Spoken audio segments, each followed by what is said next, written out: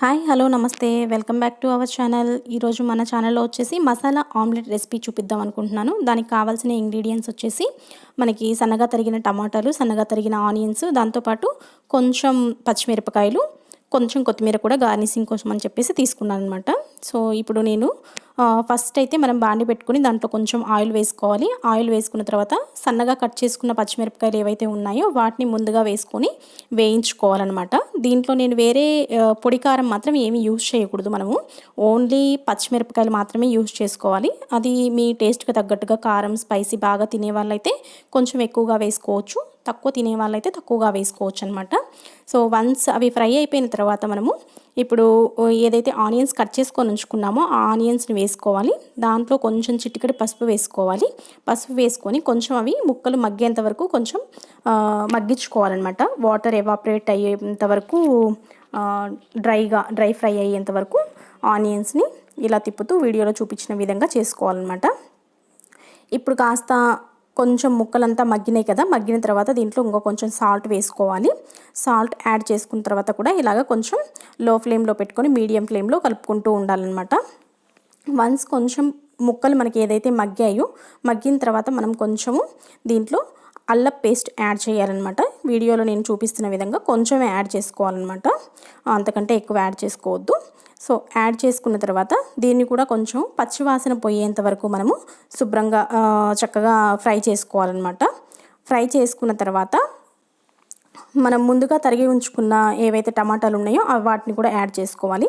So ఈ రెసిపీని మీరు కూడా ట్రై చేసి చూడండి, చాలా చక్కగా ఉంటుంది, చాలా బాగుంటుంది అనమాట. మసాలా ఆమ్లెట్ కొత్తగా ఉంటుంది, టేస్ట్ కూడా చాలా బాగుంటుంది. సో ఎవరైనా మన ఛానల్ని ఫస్ట్ టైం చూస్తుంటే మాత్రం మీ ఫ్రెండ్స్ అండ్ ఫ్యామిలీ మెంబర్స్కి నా వీడియోస్ షేర్ చేయండి. అలాగే షేర్ చేసి లైక్ చేయడము, సబ్స్క్రైబ్ చేయడం మాత్రం మర్చిపోవద్దనమాట. ఈ రెసిపీ ట్రై చేసిన వాళ్ళు తప్పకుండా మీ టేస్ట్ ఎలా ఉంది, ఎలా వచ్చింది అనేది మీరు కమెంట్ల ద్వారా నాకు మెన్షన్ చేస్తే చాలా హ్యాపీగా ఫీల్ అవుతాను. రెసిపీ మాత్రం చాలా బాగుంటుంది, తప్పకుండా ట్రై చేయండి.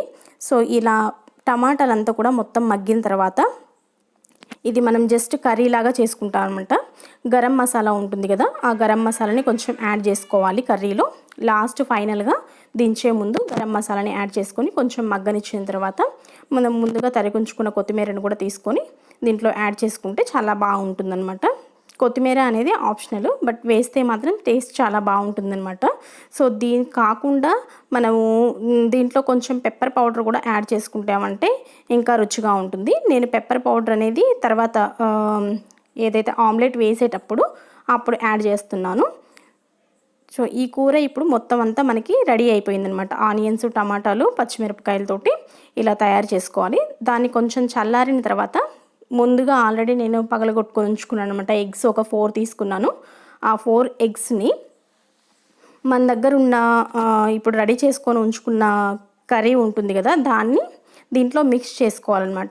సాల్ట్ అనేది ఒకవేళ తగ్గింది అనుకుంటే కనుక మీరు యాడ్ చేసుకుంటే బాగుంటుంది. ఇప్పుడు నేను దీంతోపాటు కొంచెము ఇంట్లో తయారు చేసుకున్న ధనియాల పొడి ఉంటుంది కదా, కొంచెం ధనియాల పొడిని కూడా దీంట్లో యాడ్ చేసుకోవాలి. వీడియోలో నేను మీకు చూపిస్తున్న విధంగా ఫాలో అవ్వండి. ఎక్కువగా యాడ్ చేసుకోకుండా కొంచెం మోయినంగా యాడ్ చేసుకుంటే రుచి బాగుంటుంది. దాంతోపాటు నేను కొంచెము మిరియాల పొడిని కూడా యాడ్ చేస్తున్నాను అనమాట.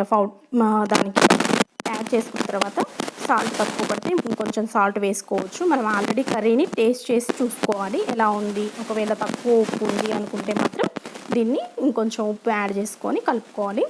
ఈ మిశ్రమాన్ని మొత్తం చక్కగా మిక్స్ అవ్వాలన్నమాట. ఉండలు లేకుండా మిక్స్ చేసుకుంటే చాలా బాగుంటుంది, మనకు ఆమ్లెట్ వేసేటప్పుడు ఇబ్బంది లేకుండా ఉంటుందన్నమాట. సో కొంచెం ఎక్కువసేపు ఇలా చక్కగా ఎక్కడ కూడా కర్రీ తయారు చేసిన కర్రీ దీంట్లో వేసినప్పుడు కొంచెం గడ్డలుగా ఉంటుంది కదా, అలా ఏమీ లేకుండా చక్కగా వచ్చేటట్టు మిక్స్ చేసుకోవాలి. ఆ తర్వాత ఒక పెనాన్ని తీసుకొని రెగ్యులర్గా ఆమ్లెట్ ఎలా వేసుకుంటామో అలానే వేసుకోవాలి. దీనికంటే ముందు ఏంటంటే దీంట్లో కొంచెం చీజ్ని యాడ్ చేసామంటే కనుక పిల్లలు టేస్టీగా రుచిగా తింటారు. దాంతోపాటు చీజ్ అనేది గుడ్ ఫుడ్ లాగా ఉంటుందన్నమాట, హెల్త్కి కూడా మంచిది. మరి ఎక్కువగా తినొద్దు, కొంచెం లైట్గా యాడ్ చేసామంటే ఆ ఫ్లేవర్ టేస్ట్ వస్తుందన్నమాట. సో నేను ఇక్కడ కొంచెం చీజ్ని తీసుకొని తురుము పట్టుకొని ఆమ్లెట్ వేయక ముందే దీంట్లో యాడ్ చేసుకుంటున్నాను. కావాలంటే మనం ఆమ్లెట్ వేసిన తర్వాత కూడా దానిపైన కూడా కొంచెం చీజ్ ఇలా తురుము పట్టుకొని ఉంచుకోవచ్చు అనమాట. అది మనకు ఆప్షనల్. ఎంత కావాలి చీజ్ అనేది మన రుచికి తగ్గట్టుగా యాడ్ చేసుకోవచ్చు. కొంతమంది చీజ్ని ఎక్కువగా ఇష్టపడరు, కొంచెమే తింటారు. అలాంటి వాళ్ళైతే కనుక కొంచెమే యాడ్ చేసుకున్నారంటే బాగుంటుంది. సో నేను ఇక్కడ వీడియోలో మాత్రం కొంచెమే యాడ్ చేశాను అనమాట, ఎక్కువగా యాడ్ చేయట్లేదు. మీకు ఇష్టమైతే ఎక్కువగా యాడ్ చేసుకోవచ్చు. సో పెనం వన్స్ రెడీ అయిపోయిన తర్వాత, వేడైన తర్వాత దీంట్లో మనము ఆమ్లెట్లని వేసుకోవాలన్నమాట. ఇక్కడ ఆమ్లెట్లు మనకి ఒక 4 ఎగ్స్ తీసుకున్నాం కాబట్టి దాదాపుగా 4-5 ఆమ్లెట్లు వస్తాయి. ఈ కర్రీ టేస్ట్, ఫ్లేవరు, ఆ చీజ్ అదంతా చూస్తే చాలా వేయడం వల్ల డిఫరెంట్ టేస్ట్ ఉంటుందన్నమాట. రెగ్యులర్గా మనం తినే ఆమ్లెట్ లాగా కాకుండా ఇది సాఫ్ట్గా, స్మూత్గా ఉంటుంది, చాలా టేస్టీగా కూడా ఉంటుంది. సో మీరు కూడా ట్రై చేయండి. సో ఈ రెసిపీ మీ అందరికీ నచ్చుతుందని అనుకుంటున్నాను. నచ్చినట్టయితే మాత్రం లైక్ చేయడం మాత్రం మర్చిపోవద్దు. అలాగే నా ఛానల్ని సబ్స్క్రైబ్ చేయడం కూడా మర్చిపోవద్దు. ఫస్ట్ టైం కనుక వీడియోస్ చూస్తుంటే please do subscribe and support my channel. So ఇవాల్టి రెసిపీ ఇదండి, చాలా సింపుల్గా, చాలా ఈజీగా చేసుకోవచ్చు అనమాట. ఆమ్లెట్ రెడీ అయిపోయిన తర్వాత ఇలా ఉంటుంది. సో నేను ఈ వీడియోలో చూపిస్తున్న ఆమ్లెట్ మీద ఎక్కువ చీజ్ యూస్ చేయలేదు.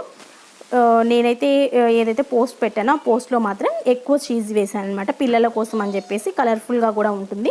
సో ఇది ఇలా ఉంటుందన్నమాట రెసిపీ. చాలా టేస్టీగా ఉంటుంది, చాలా బాగుంటుంది. దీన్ని మనము ఏదైనా చట్నీ లేదంటే సాస్తో సర్వ్ చేసుకున్నామంటే చాలా బాగుంటుంది.